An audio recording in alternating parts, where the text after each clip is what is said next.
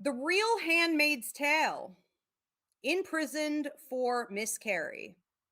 This is disgusting, shocking, and I feel like it's one of those absolute turning point type of stories that came out that deliberately got very little media coverage. So in Ohio, there was a young Black woman named Brittany Watts. Brittany Watts is like, I think 32. She's in her early 30s. And um, in Ohio, we have, Roe v. Wade overturned. So she's pregnant. She started bleeding and she went to the hospital.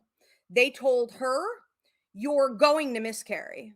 This pregnancy cannot be sustained. This is not a viable fetus." And she asked for help, was my understanding. Okay. Correct me if I'm wrong, but she asked with help to remove it. Um, and they said, "Nope, no, we're not going to do that for you. Sorry, you're going to have to carry it." Um, and this is happening all over America to women every day. You're going to have to carry it full term. You're going to have to, or until you miscarry on your own. And you may, of course, it puts the mother's life at great risk. But that's the America of freedom that we live in today, right? So, no medical care. Well, a couple days later, she's bleeding again. She's thinking the miscarriage is starting. She goes back to the hospital. She said, "Please help me." They said, "Nope, don't think so." Three times, Brittany went back to the hospital and said, "Please help me. This is like happening. Like I am bleeding. Like I am in pain." They said, "No, we're not going to help you." But that third time, she actually went home and miscarried. And when she didn't go back to the hospital, the doctors or the nurses turned her into the cops. And they convinced the cops to go to her house and to see if she had actually miscarried or if she had taken matters into her own hands to rid herself.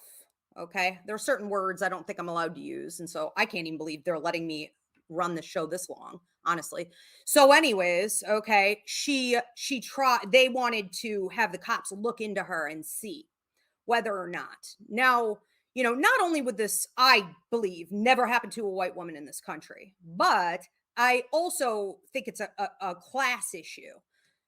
So the devastating level of, if you can even call this medical care, right?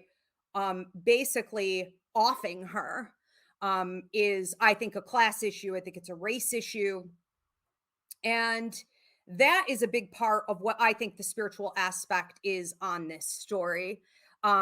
This bringing awareness through a Black woman's experience to all women, because no, I don't care what color you are, you're not escaping this. Not in this country, not anymore. You're not escaping this. This pulls the sisterhood together, her story, this tale of tragedy, because the cops did go to her house and they did find that she had miscarried in the toilet and had tried to put parts of the miscarriage in the garbage can.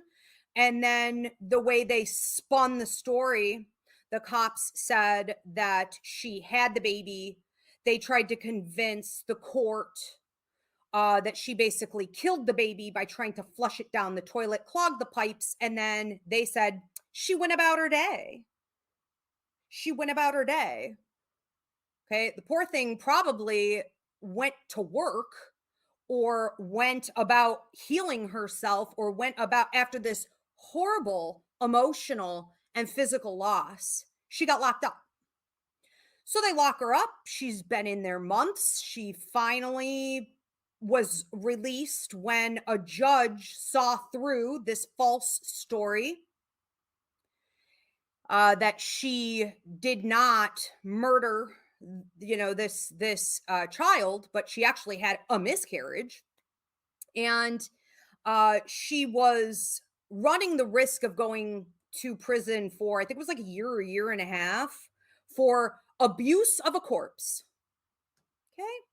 So this is the toxic environment that women now reside in. And this is how the media takes a story like this and tries to make it out to not be that big of a deal. A lot of you, I would love to hear in the comment section, did you even hear about this to this degree? Are you aware of this? And my understanding of why this had to happen to her, again, is because it is a story that at this point should be pulling all women together of all races to collectively start fighting for their autonomy, fighting for our rights, and to get fired up once and for all. Because those of you who follow me know that I talk a lot about the revolution, I talk about the Hopi prophecy, I talk about the end times, and I talk about how there are certain phases we have been going through since 2019, with it peaking this year with women and the indigenous. Now the revolution has begun. And for those of you who follow astrology, what we're talking about is Pluto in Aquarius, which hit on the 20th of the month. Now, Pluto in Aquarius is putting us into this peak phase of the revolution, which is going to change things worldwide, and women lead that revolution. Okay. So God bless her, Brittany Watts. If I could give her a big hug. Okay.